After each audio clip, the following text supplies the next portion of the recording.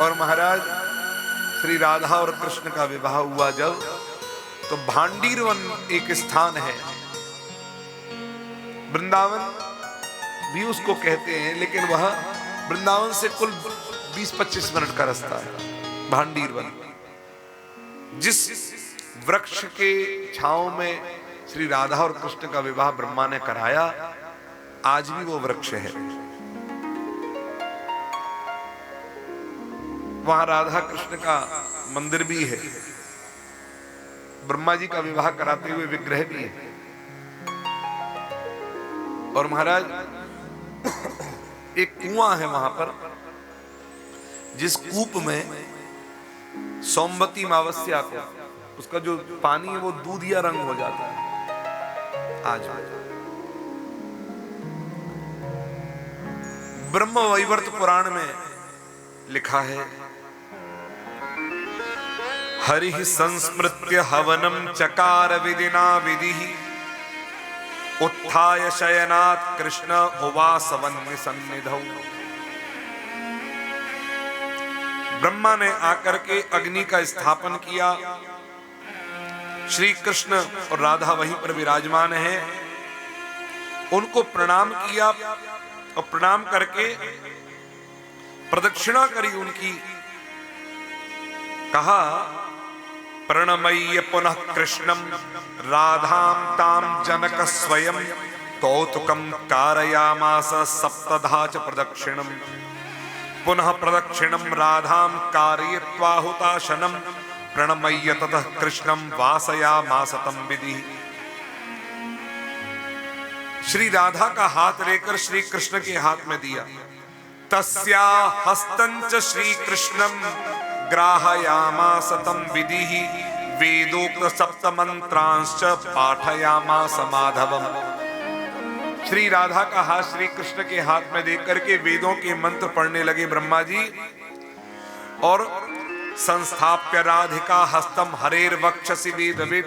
श्री राधा का हाथ लेकर के श्री हरि के वक्षस्थल पर रखवाया, और फिर उसके बाद स्थापयामास मंत्रांस्तीन पाठयामास राधिका। आकाश से पारिजात के पुष्प उनकी माला बनकर के आई। माला, माला किसे कहते पता है आपको?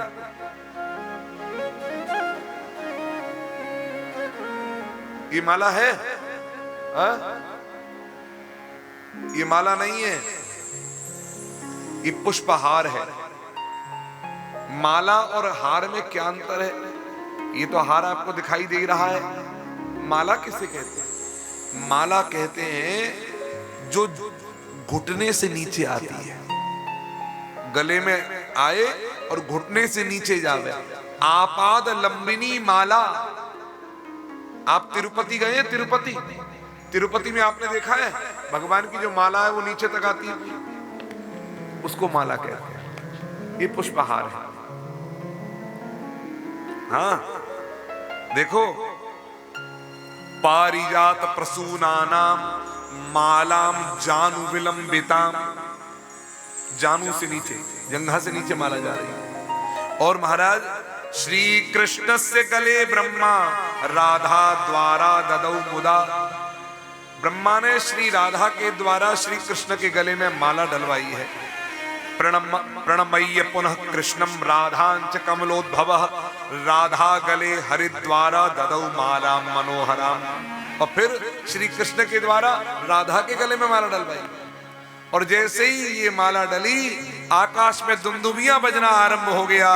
जय हो जय हो जय हो, बोली श्री राधा कृष्ण भगवान की।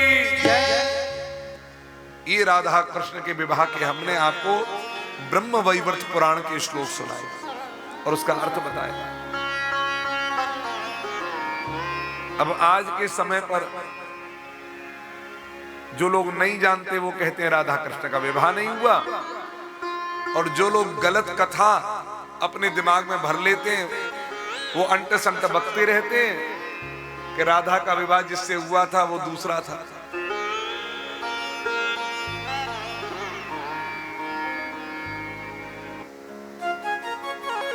क्या जटिला कुटीला, यही आया था राधा की है? रायण गोप तो वो ठीक है।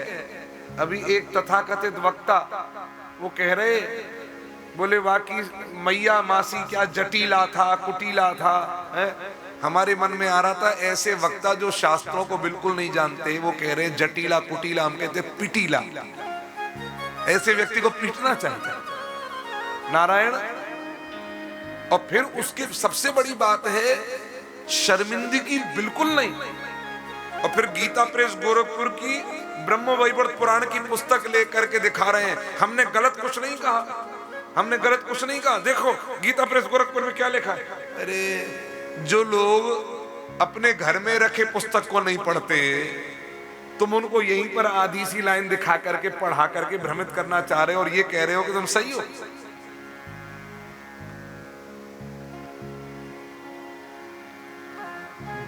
ब्रह्म वैवर्त पुराण में राधा रानी की छाया का विवाह रायण गोप के साथ हुआ है। ये रायण गोप जो है वो यशोदा मैया का तो भाई है, कृष्ण का मामा लगता है। लेकिन ये भगवान श्री कृष्ण का अंश है। गोलोक में भगवान श्री कृष्ण के अंश से उत्पन्न सखा है भगवान का। और ये जो राधा की छाया है ये कौन है? ये पूर्व जन्म में एक राजा हुआ है, उसका नाम है केदार। केदार राजा की कन्या है, उसका नाम है वृंदा। और वृंदा ने भगवान की आराधना करके श्री कृष्ण मुझे पति रूप में प्राप्त हो ऐसी प्रार्थना करी और ऐसा वरदान पाया। तो यही वृंदा राधा रानी की छाया के रूप में आई। और रायण गोप जो है वो श्री कृष्ण का अंश होने से कृष्ण स्वरूप कहलाया। और पूर्व जन्म के वरदान स्वरूप वृंदा जो राधा की छाया है उनका विवाह रायण जो कृष्ण के अंश हैं उनके साथ में होता है। आप समझ गए बात को? सीता जी का हरण नहीं हुआ था, ये पता है नहीं पता? असली में सीता जी का हरण नहीं हुआ, छाया सीता का हरण हुआ था। असली सीता तो अग्नि में है। श्री राम जी ने उनको अग्नि में निवास दिया था। तुम पावक महु करहु निवासा, जब लगी करहु निशाचर नासा। और छाया सीता का हरण हुआ है। और ये छाया सीता पूर्व जन्म में वेदवती थी, एक देवी थी वेदवती। ब्रह्मा ने इनके नारायण तपस्या कर रही थी भगवान की, और रावण ने आकर के इनको देख करके कामांध होकर के इसके बाल पकड़ लिए लेकर चलने के लिए। पर पुरुष का स्पर्श हुआ, अनिच्छा से स्पर्श हुआ। महाराज इसने अपने बालों को तो काटा और कहा रावण मैं तो अपने देह का त्याग कर रही हूं, तेरे दूषित हाथों से मेरा स्पर्श हुआ केश का, मैं अपने देह का त्याग करती हूं और तेरे मरने का कारण बनकर के आऊंगी, याद रखना। तो यही वेदवती छाया सीता रूप में उत्पन्न होकर के आती है और लंका में जाकर के बैठी है, रावण के मरने का निमित्त कारण बन गई। सीता शीत निशा सम आई, और असली सीता अग्नि में। और यही कारण है कि जब रावण कुंभकर्ण रावण का वध हो गया तब सीता जी आती हैं तो छाया सीता ही आ रही है। तो अग्नि स्थापन करवाई है कि वो छाया सीता अग्नि में प्रवेश करेगी और असली सीता निकल करके बाहर आ जाएगी, और इस रहस्य को कोई जान नहीं पाएगा। आप समझ गए बात को हमारी? इसलिए शास्त्रों का अवलोकन और परंपरा, जिनकी व्यास परंपरा है, ऐसे परंपरागत जिनका शास्त्रों का अध्ययन है, ऐसे वक्ता से कथाओं का श्रवण करना तब जाकर के हमें वास्तविक तथ्यों का ज्ञान होगा। और अब हिंदू हम सनातनी भटकेंगे नहीं। बोलिए भक्तवत्सल भगवान की जय। नारायण। और उसके बाद में भगवान ने 5 वर्ष के भगवान हुए। यशोदा मैया का एक ऐसा दर्शन है यहां पर, बड़ा सुंदर दर्शन। यशोदा मैया दधि मंथन कर रही है, माने she is a house wife ना, तो दधि मंथन कर रही है। दधि मंथन करते में 3 काम कर रही है। 3 काम कौन से? हाथ से she is working, she is doing सेवा। ये काम है कि सेवा है? बोले सेवा। सेवा और काम में क्या अंतर है? अपने प्रभु के लिए कर रही है कि मैं जो कर रही हूं वो अपने प्रभु को, कन्हैया को समर्पित करना है। हाथ से सेवा, वाणी से श्री कृष्ण गोविंद हरे मुरारे, हे नाथ नारायण वासुदेव। कृष्ण गोविंद हरे मुरारे, हे नाथ नारायण वासुदेव। जहि जहि निद्रा कृष्ण सूर्योदयस्य, झटति भवति वेला। आज हाथ से सेवा चल रही है, वाणी से भी कीर्तन चल रहा है, और हृदय में उसका स्मरण चल रहा है, ध्यान चल रहा है। यानी यानी गीतानि तद्बाल चरितानि च, दधि निर्मंथने काले स्मरन्ति तान्य गायका। कृष्ण गोविंद हरे मुरारे, हे नाथ नारायण वासुदेव।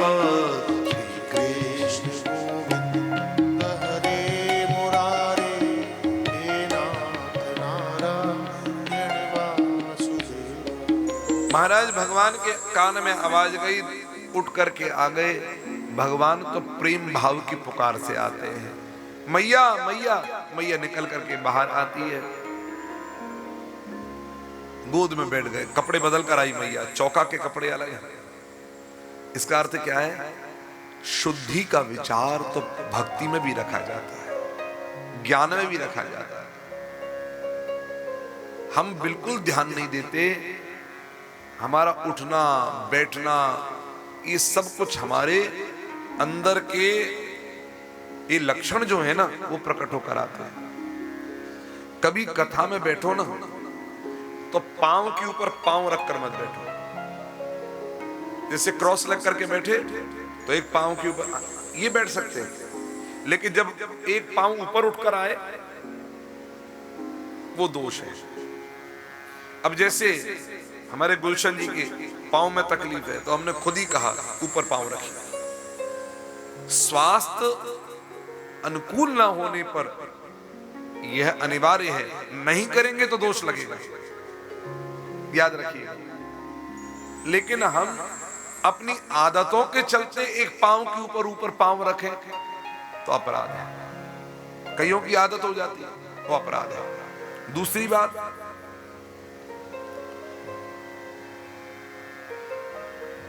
कभी हम क्रॉस लेग करके बैठते हैं और हमारा हाथ जो है वो स्वतंत्र होता है, तो अपने हाथ को हम अपने पांव से भी स्पर्श करा लेते हैं। करा लेते नहीं करा लेते, तो वो हाथ हो गया झूठा, और हमको ध्यान रहेगा नहीं। फिर अचानक से आरती होगी तो तुरंत पकड़ लेंगे। अपराध बन गया कि नहीं बन गया? हमने पहले दिन भी, शायद दूसरे दिन कहा, बोतल मुंह से लगा के पिया, हाथ झूठा हो गया। ये छोटी छोटी सी चीजें हैं, माइल्यूट से माइल्यूट चीजें हैं, जो हमसे अनजाने में पाप करा देती है, अपराध करा देती है। और आज रसोई में कोई कैसे भी चला जाता है, फ्रीज खोलता है, बोतल निकाल लेता है, हाथ धोए नहीं धोए कोई नहीं, तो सब झूठ पिटारा तो पहले ही कर दिया। अब उस रसोई में बना हुआ भगवान को भोग लगेगा, अब झूठा भगवान को खिला रहे। इसलिए यशोदा भी महाराज जब सुनी कन्हैया आवाज लगा रहा है, आ रहा है, तो यशोदा ने अपने वस्त्र बदले तुरंत तत्काल। रसोई के वस्त्र लगे, बाहर के वस्त्र लगे। इसको अपरस सेवा बोलते हैं। अपरस हमारे पुष्टि मार्ग में इन सब चीजों की बड़ी शुद्धि का विचार किया जाता है। क्यों? खान पान की शुद्धि, जलपान की शुद्धि,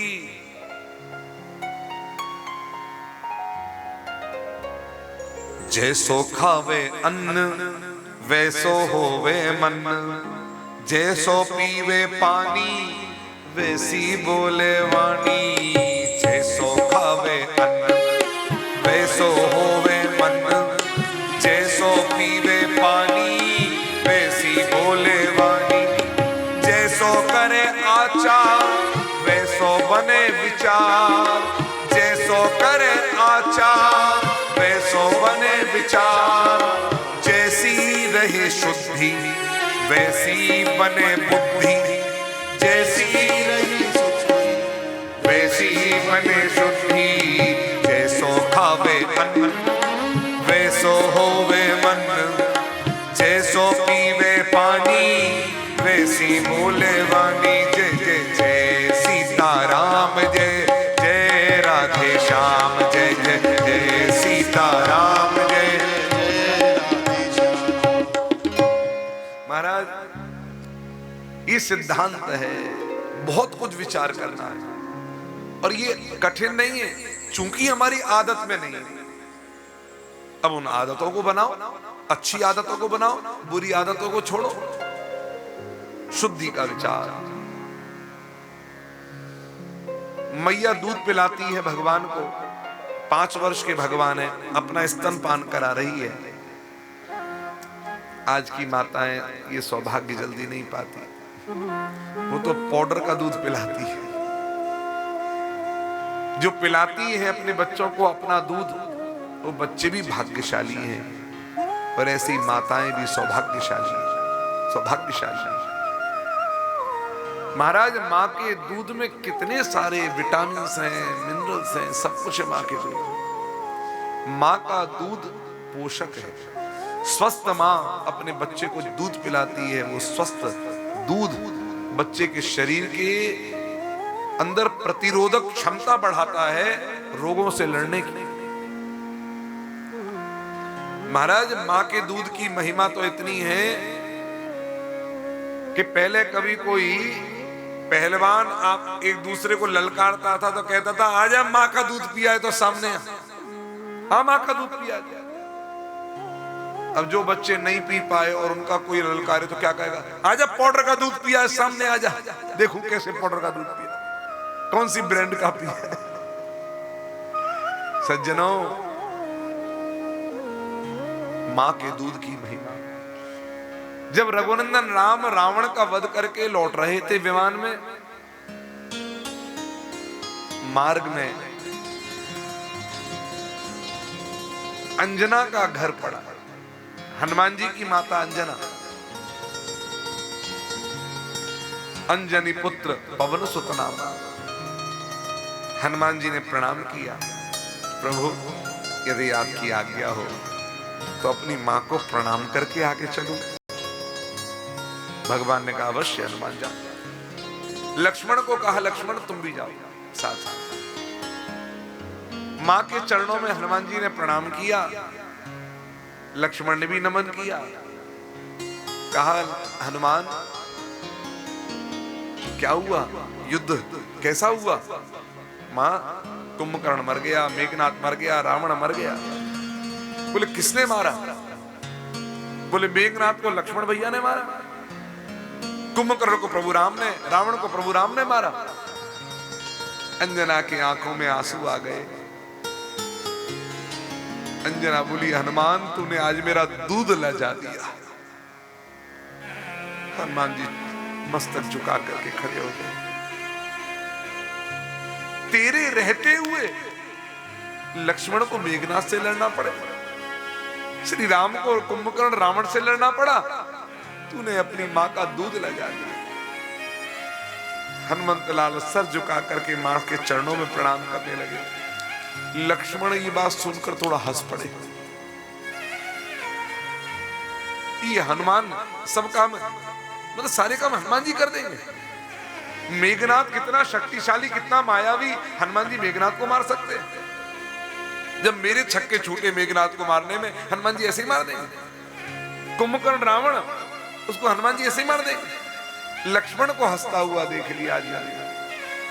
पहले लक्ष्मण, तुम्हें क्या लगता है ये हनुमान ये सब नहीं कर सकता है? अरे लक्ष्मण, मैंने इस हनुमान को अपनी छाती का दूध पिलाया है।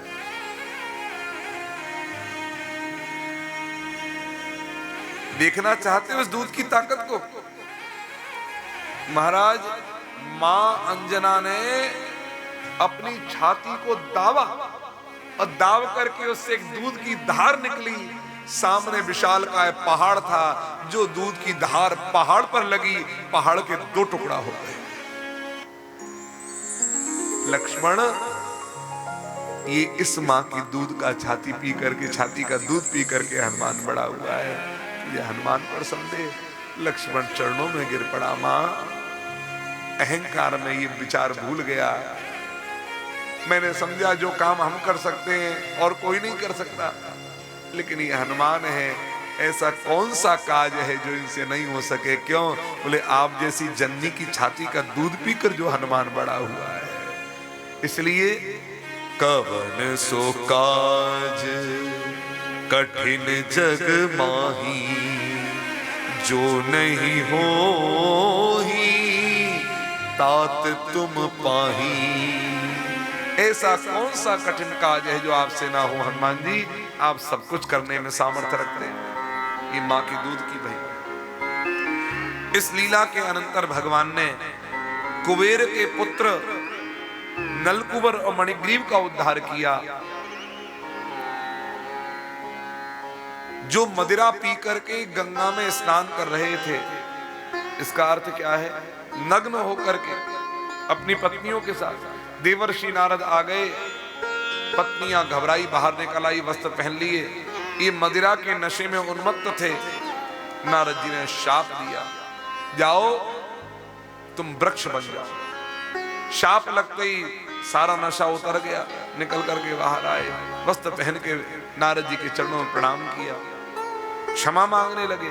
तब नारद जी ने कहा, 100 वर्ष तक तुम्हें वृक्ष बनना है, फिर भगवान की लीला के अनंतर श्री कृष्ण लीला में तुम्हारा उद्धार होगा और उनकी लीला का हिस्सा बनोगे। भगवान की कमर में ऊखल बांधा गया, भगवान का नाम दामोदर हुआ। बोली दामोदर भगवान की जय। और उसके बाद शक्टासुर का उद्धार किया, भगवान का नाम शकट भंजन हुआ। बोली शकट भंजन भगवान की जय। नलकुबर मणिग्रीव ने भगवान की स्तुति करी है, मुक्त होकर के भगवत धाम में गए, अब दोबारा अपराध नहीं होगा। इसका अर्थ क्या है? देव नदी में स्नान करने का भी विधान है। गंगा हो, यमुना हो, कोई हो, सीधे पांव रख करके नदी में चले गए, ऐसा काम मत करना। क्या करें? सबसे पहले जल लेकर के माथे पे लगा के प्रणाम करो। पांव रखने से पहले गंगा को प्रणाम करो, यमुना को प्रणाम करो, और उसके बाद महाराज प्रार्थना पूर्वक उसमें प्रवेश करो। प्रार्थना पूर्वक गंगा जिस ओर से बहकर के आ रही हो उस ओर पीठ करके स्नान नहीं करना। याद रखो, छाती करो उस ओर, पीठ करोगे। गंगा को भुजाओं से पार मत करो। ये गंगा तैरने के लिए नहीं है। तैरने के लिए तो आपका स्विमिंग पूल बहुत है, वाटर पार्क बहुत है। गंगा किस लिए? देव नदी है। गंगा तैरने के लिए नहीं है, भवसागर से तारने के लिए भगवती गंगा है। गंगा में स्नान करते हुए तेल साबुन नहीं लगावे, गंगा में स्नान करते हुए संसार की चर्चा न करे, किसी को शाप या किसी को वरदान आशीर्वाद न दे। गंगा में स्नान करने के विधान है, देव नदी में स्नान करने के विधान है। और उसके बाद में फल विक्रयणी पर भगवान ने कृपा करी। नंद बाबा ने एक सभा करी कि गोकुल अब सुरक्षित नहीं रहा, हमें कहां जाना चाहिए। सबने मिलकर के विचार किया, लेकिन उपनंद नाम करके एक गोप थे, उन्होंने बड़ा विवेक पूर्वक विचार करते हुए कहा, नंद एक स्थान है जहां पर चलना चाहिए। कौन सा स्थान? वनम वृंदावनम नाम पशव्यम नवकाननम गोप गोपी गवाम सेव्यम पुण्याद्रितृणवीरुधम। महाराज, पावन वृंदावन उस जैसा स्थान पूरे ब्रजमंडल में कहीं नहीं है। बोलिए पावन वृंदावन धाम की जय। महाराज, वृंदावन को छोड़ करके तो स्वर्ग की कौन के बैकुंठ भी नहीं जाते। क्यों? एक रसिक कहता है, भैया पुण्य का प्रताप होता, पुण्य का प्रताप होता कई जने मौका, पुण्य का प्रताप उदय होता कई जने मौका। एक बार ब्रज में मनुष्य जब आता है, एक बार ब्रज में मनुष्य जब सेवा कुंज वंशी बट काली दह देखे देखे, काली दह सेवा कुंज वंशी बट काली दह देखी देखी, सुखद अतीत सुधा सिंधु में समाता है, सुखद अतीत सुधा सिंधु में समाता है। कामना न और किसी बात की ही रहती उसे, कामना और किसी बात की ही रहती उसे। सूर्यपुर के यार यूं कह के फिर आता है, सूर्यपुर के यार यूं कह के फिर आता है, सूर्यपुर के यार यूं कह के फिर आता है।